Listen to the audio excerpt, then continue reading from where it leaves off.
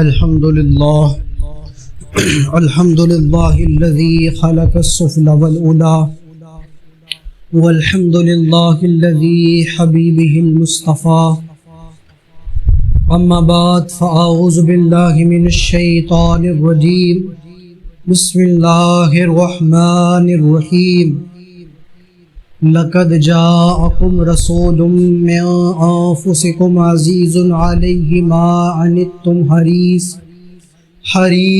عليكم بالمؤمنين رؤوف رحيم صدق الله العظيم وصدق رسوله النبي الأمين المتين الكريم ونحن على ذلك لمن الشاهدين والشاكرين والحمد للہ رب العالمین۔ غوث اعظم بمنے بے سرو ساما مدد قبلہ دی مدد کعبہ ایما مدد بغردہ بے بلا افتاد کشتی مدد کن یا معین الدین چشتی قادریم نعرہ یا غوث اعظم میزنم دمز شیخ احمد رضا خان قطب عالم میزنم مولا یا صلی وسلم دائما ابدا علی حبیبک خیر الخلق کلہم یا رب بالمصطفیٰ بلغ مقاصدنا واغفر لنا ما مضى یا واسع القرم۔ درود پاک پڑھیں۔ اللہ رب محمد صلی اللہ علیہ وسلم نحن عباد محمد صلی اللہ علیہ وسلم صلو علیک صلاۃ و سلام علیک یا رسول اللہ یا نبی اللہ یا حبیب اللہ صلی اللہ تعالی علیہ وسلم۔ ربیع النور کی آج 4 تاریخ ہے اور اس بار نبی علیہ الصلاۃ والسلام کا یہ 1500 سالہ جشن عید میلاد نبی ہے۔ تمام احباب کو یہ ماہ نبی ربیع النور بہت بہت مبارک ہو۔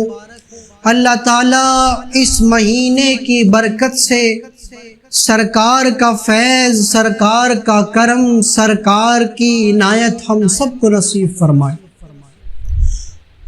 اور درود پاک پڑھیں۔ اللہ کے رسول صلی اللہ علیہ وسلم ارشاد فرماتے ہیں ان اول الناس بیوم القیامت یقصروہم علی صلاۃ، کہ بروز حشر، بروز قیامت میرے قریب ترین وہ شخص ہوگا جو دنیا میں مجھ پر کثرت سے درود پڑھتا ہوگا۔ تو اہل سنت والجماعت کا یہ شعار ہے، اہل سنت والجماعت کا جنتی ہونے کا یہ سرٹیفکیٹ ہے کہ وہ ہر محفل میں ہر لمحے اٹھتے بیٹھتے اپنے آقا پر درود پڑھتے ہیں، اور اس طرح درود پاک پڑھتے ہیں کہ میں سو جاؤں یا مصطفیٰ کہتے کہتے، کھلے آنکھ صلی اللہ کہتے کہتے حبیب خدا کا نظارہ کروں میں، دل و جان ان پر نثارہ کروں۔ درود پاک پڑھیں۔ اللہ رب محمد صلی اللہ علیہ وسلم نحن عباد محمد صلی اللہ علیہ وسلم صلو علیک صلاۃ و سلام علیک یا رسول اللہ۔ یہ محفل میلاد مصطفیٰ ہے۔ چند منٹ کے لیے میں آپ تمامی حضرات کے سامنے حاضر ہوں۔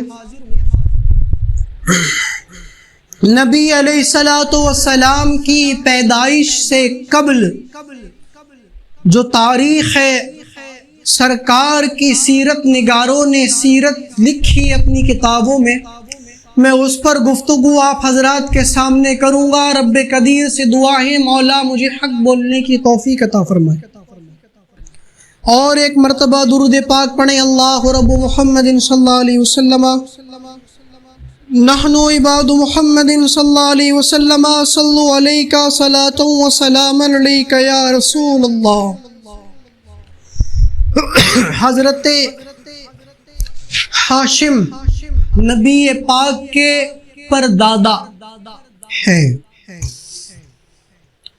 جب آپ کی پیشانی میں یوں نور محمدی جلوگر ہوا، حضرت ہاشم فرماتے ہیں کہ جس جگہ پر میں اپنا پیر رکھتا تھا وہ مٹی اس بیچ جہاں پر میرا پیر مس ہوتا تھا لگتا تھا اتنا خطہ مہکنے لگتا تھا۔ یہ کمال تھا نور محمدی کا۔ یہی نور حضرت عبد المطلب کے پاس آیا تو حضرت عبد المطلب نے بھی اس نور کے جلووں کو دیکھا، اور یہی نور حضرت عبداللہ کے پاس آیا۔ حضرت عبداللہ اس دنیا پر جب تشریف لائے تو یہی یہودی عالموں نے ایک میٹنگ کی، اور وہ میٹنگ کیا تھی کہ نبی آخر الزمان کا ظہور ہونے والا ہے، آپ دنیا میں تشریف لانے والے ہیں۔ یہودیوں نے یہ میٹنگ کی کہ کیوں نہ سرکار کو پیدا ہی نہ ہونے دیا جائے، اس سے پہلے ہی ان کو معاذ اللہ ختم کر دیا جائے۔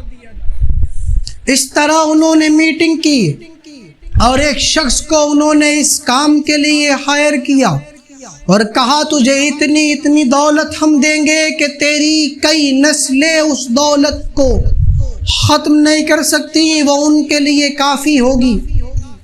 اور بتایا اس کو کہ فلاں شہر چلے جاؤ مکے کے اندر، اور وہاں پر عبداللہ نام کا ایک بچہ پیدا ہو گیا ہے، جیسا کہ انہوں نے پہلے کی کتابوں میں پڑھ رکھا تھا کہ نبی کہاں آئیں گے، کہاں عرب شہر میں آئیں گے۔ عرب کے اندر مکہ ایک شہر ہے، مکے کے اندر قریشی خاندان، قریشی قبیلے کے اندر عبد المطلب دادا کا نام ہے، حضرت عبداللہ کے وہ بیٹے ہیں، ان کا ظہور ہو چکا ہے، تو کیوں نہ عبداللہ کو ختم کر دیا جائے، پھر محمد اس دنیا میں تشریف نہ لائیں گے۔ یہودی عالموں نے یہ میٹنگ کی، میٹنگ کرنے کے بعد اس شخص کو مکہ روانہ کیا، وہ مکہ جاتا ہے۔ مکہ جانے کے بعد کیا دیکھتا ہے، صحن کعبہ کے اندر کچھ بچے ٹہل رہے ہیں، کچھ بچے کھیل رہے ہیں۔ ان بچوں میں سے ایک بچے سے اس نے پوچھا، یہ بتاؤ عبداللہ کہاں رہتا ہے، کیا تم عبداللہ کو جانتے ہو، مجھے اس کا ایڈریس بتا دو، مجھے اس کا گھر بتاؤ، وہ کدھر رہتا ہے۔ حضرت اتفاق دیکھیے کہ وہ جس بچے سے پوچھ رہا تھا وہ خود حضرت عبداللہ تھے، یعنی حضرت عبداللہ ہی سے وہ پوچھ رہا تھا۔ حضرت عبداللہ نے جب یہ سنا تو اس کی طرف دیکھا، آپ نے دیکھا، اور پھر سوچنے لگے کہ یہ مسافر ہے، دھول میں اٹا پڑا ہے، داڑھی پر دھول ہے اور چہرے پر سفر کی تھکان محسوس ہو رہی ہے، علامتیں ظاہر ہو رہی ہیں۔ کہا تم مسافر ہو؟ کہا ہاں میں مسافر ہوں۔ کہا ایک منٹ ٹھہرو، میں تمہیں عبداللہ کا پتہ بھی بتاؤں گا، ذرا 2 منٹ رکو، میں ابھی آیا۔ حضرت عبداللہ اپنے گھر جاتے ہیں، اور گھر جانے کے بعد چند کھجوریں اور پانی لے کر آتے ہیں۔ پانی لانے کے بعد اس کو پلاتے ہیں اور کہتے ہیں ان کھجوروں کو تناول کر لو۔ وہ ان کھجوروں کو تناول کرتا ہے اور پانی پیتا ہے۔ حضرت عبداللہ کے اس اخلاق کو بچپن میں وہ دیکھ رہا ہے کہ کیا ہی خوبصورت بچہ ہے، آنے کے بعد اس نے میری ضیافت کی، مجھے پانی کو پوچھا، مجھے کھجوریں کھلائیں کیونکہ میں بھوک سے بھی نڈھال ہو رہا تھا۔ کہا محسن اب مجھے بتاؤ عبداللہ کا پتہ کہاں ہے۔ حضرت عبداللہ فرماتے ہیں یہ بتاؤ کہ تمہیں عبداللہ سے کیا کام ہے۔ فرمایا محسن بتانے کا تو نہیں تھا، مگر تم میرے محسن ہو، تم نے میرے ساتھ اتنا اچھا سلوک کیا ہے، مجھے پانی پلایا ہے، مجھے کھجوریں کھلائی ہیں، بتانے کی تو بات نہیں تھی، مگر تم ہمدرد ہو، مجھ پر احسان کیے ہو تو تمہیں بتا دیتا ہوں، لیکن یہ بات کسی کو بتانا نہیں۔ فرمایا میں یہاں پر آیا ہوں، مجھے فلاں کام کے لیے بھیجا ہے۔ یہودی عالموں نے میٹنگ کی تھی اور مجھے اس میٹنگ میں مدعو کرنے کے بعد مجھے اس کام پر منتخب کیا۔ دیا اور مجھے بتایا ہے کہ فلاں فلاں شہر چلے جاؤ، وہاں پر ایک بچہ ہے عبداللہ، اس بچے سے پیدا ہوں گے جناب محمد الرسول اللہ، تو تم اس بچے عبداللہ کا قتل کر دو، اس کو اس دنیا سے مٹا دو، وہ پیدا نہیں ہوگا۔ حضرت عبداللہ نے جب یہ سنا، سننے کے بعد فوراً فرمایا اس سے کہ اب تجھے تلاش کرنے کی ضرورت نہیں، بلکہ اپنی تلوار کو میان سے باہر نکال اور گردن مار دے۔ کیا فرمایا حضرت عبداللہ نے؟ کہا میان سے تلوار نکالو اور گردن مار دو، یوں کہ عبداللہ کوئی اور نہیں خود میں ہوں۔ جب اتنا اس شخص نے سنا، سننے کے بعد تلوار نیچے گر گئی اور قدموں پر آ گیا، اور آنے کے بعد کہتا ہے عبداللہ جب تیرے اخلاق کا ہی عالم ہے تو پیغمبر ہرد السرا کے اخلاق کا کیا عالم ہوگا، ان کی بلندی کا کیا عالم ہوگا۔ تو میرا محسن ہے، میں تجھے قتل نہیں کر سکتا، بلکہ یہودیوں نے میرا دماغ خراب کر دیا تھا۔ اسی پر فاضل بریلوی فرماتے ہیں تیرے خلق کو رب نے جمیل کہا، تیرے خلق کو رب نے عظیم کہا، کوئی تجھ سا ہوا ہے نہ ہوگا شہا، تیرے خالق و حسن و ادا کی قسم۔ یہ شان ہے نبی آخر الزماں کی۔ حضرت محمد مصطفیٰ کے والد کے اخلاق کا یہ عالم تھا، ان کے اخلاق کو دیکھ کر وہ قدموں میں آ گیا۔ تو یہ کمال تھا نور محمدی کا۔ شاعر فرماتا ہے نور خدا ہے کفر کی حرکت پہ خندہ زن، اور فوقوں سے یہ چراغ بجھایا نہ جائے گا، اور فانوس بن کے جس کی حفاظت ہوا کرے وہ شمع کیا بجھے جسے روشن خدا کرے۔ قصہ المختصر، حضرت عبداللہ جوان ہوتے ہیں، جوان ہونے کے بعد حضرت عبداللہ اپنے والد حضرت عبد المطلب سے فرماتے ہیں ابا حضور میں عجیب و غریب خواب دیکھ رہا ہوں، میں خواب میں دیکھتا ہوں کہ میں درختوں کے پاس جاتا ہوں تو درخت ہرے بھرے ہو جاتے ہیں، تر و تازہ ہو جاتے ہیں، سرسبز ہو جاتے ہیں۔ حضرت عبد المطلب فرماتے ہیں عبداللہ تم جوان ہو گئے ہو، اب تمہاری شادی کی جائے گی۔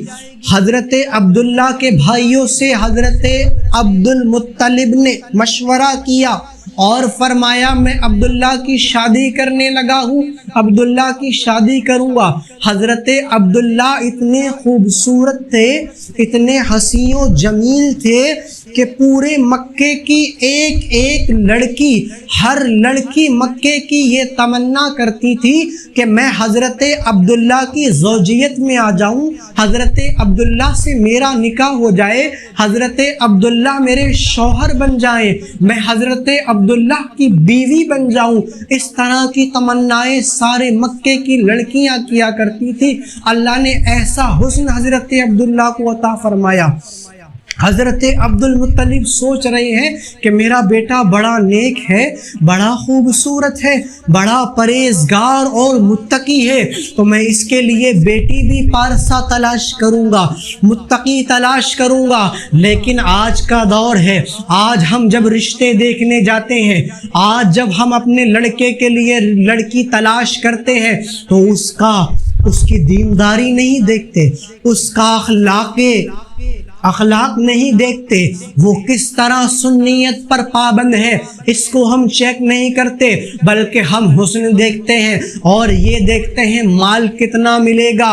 لوگوں مال کے پیچھے نہ جاؤ، نبی پاک فرماتے ہیں دینداری کو دیکھ کر لڑکیوں سے شادی کرو، اگرچہ ان کا ظاہری حسن اچھا نہیں ہے لیکن وہ مصطفیٰ کریم کی کنیزیں ہیں، مصطفیٰ کی غلام ہیں، سیدہ طیبہ طاہرہ حضرت فاطمہ زہرا کے بتائے ہوئے راستے پر اپنی زندگی گزارتی ہیں۔ تو ایسی لڑکیوں کو اپنے نکاح میں لے آؤ، قسم خدا کی اللہ کے رسول فرماتے ہیں جس کی پارسا بیوی دنیا میں اس کو مل گئی گویا کہ اس کو جیتے جی دنیا میں جنت مل گئی۔ یہ شان ہے۔ تو اب کس طرح ہم اپنے بچوں کا رشتہ کریں گے؟ اس طرح کہ پاک اور اخلاق سے بھری دیندار لڑکی تلاش کریں گے۔ درود پاک پڑھیں، اللہ رب محمد صلی اللہ علیہ وسلم نحن عباد محمد صلی اللہ علیہ وسلم صلو علیک صلاۃ و سلام علیک یا رسول اللہ۔ حضرت عبد المطلب سو رہے تھے، آپ کیا دیکھتے ہیں؟ خواب میں ایک سفید ریش بزرگ آپ کے خواب میں تشریف لائے، اور لانے کے بعد فرماتے ہیں اے عبد المطلب تم مدینے جاؤ، مدینے میں فلاں فلاں گھر میں جاؤ، حضرت وہب ان کا نام ہے، وہب کی بیٹی ہے آمنہ، اس سے اپنے بیٹے عبداللہ کا نکاح کرو۔ حضرت عبد المطلب خواب ہی کی حالت میں پوچھتے ہیں اے بزرگ، اے نیک فرشتہ صفت انسان، آپ کون ہیں جو مجھے یہ بتا رہے ہیں؟ آپ کا نام کیا ہے؟ وہ سفید بزرگ فرماتے ہیں، سفید ریش بزرگ فرماتے ہیں، کہتے ہیں میں ابو الانبیاء ہوں، انبیاءوں کا باپ ہوں، مجھے ابراہیم خلیل اللہ کہا جاتا ہے۔ دیکھیے حضرت ابراہیم خلیل اللہ نبی پاک کے والد حضرت عبداللہ کا رشتہ لے کر آئے ہیں، کیا ہی وہ خوبصورت رشتہ ہوگا جس رشتے کی بشارت حضرت ابراہیم خلیل اللہ دے رہے ہیں۔ صبح کو اٹھتے ہیں حضرت عبد المطلب، اٹھنے کے بعد مدینہ روانہ ہو جاتے ہیں، اور جانے کے بعد جناب وہب کے گھر پر دستک دیتے ہیں۔ حضرت وہب باہر نکل کر آتے ہیں، اور آنے کے بعد فرماتے ہیں مرحبا مرحبا اے شیخ مکہ، اے قبیلہ قریش کے شیخ، اے قبیلہ قریش کے سردار، آج اس غریب خانے پر کیسے آپ کی آمد ہو گئی؟ آپ کس لیے آئے ہیں؟ حضرت عبد المطلب اپنی جھولی کو پھیلاتے ہیں اور کہتے ہیں آج میں تم سے کچھ مانگنے آیا ہوں اور وہ تمہیں عطا کرنا ہے۔ حضرت وہب فرماتے ہیں خانہ کعبہ کے متولی ہیں، خانہ کعبہ کے آپ مجاور ہیں، آپ کو کس چیز کی ضرورت پڑ گئی؟ آخر میں غریب آپ کو دوں گا کیا؟ فرماتے ہیں مال لینے نہیں آیا ہوں، دولت لینے نہیں آیا، جناب وہب میں آپ سے آپ کی بیٹی آمنہ کا اپنے بیٹے عبداللہ کے لیے رشتہ لینے آیا۔ میں چاہتا ہوں کہ آپ کی بیٹی آمنہ سے میرے بیٹے عبداللہ کا رشتہ ہو جائے۔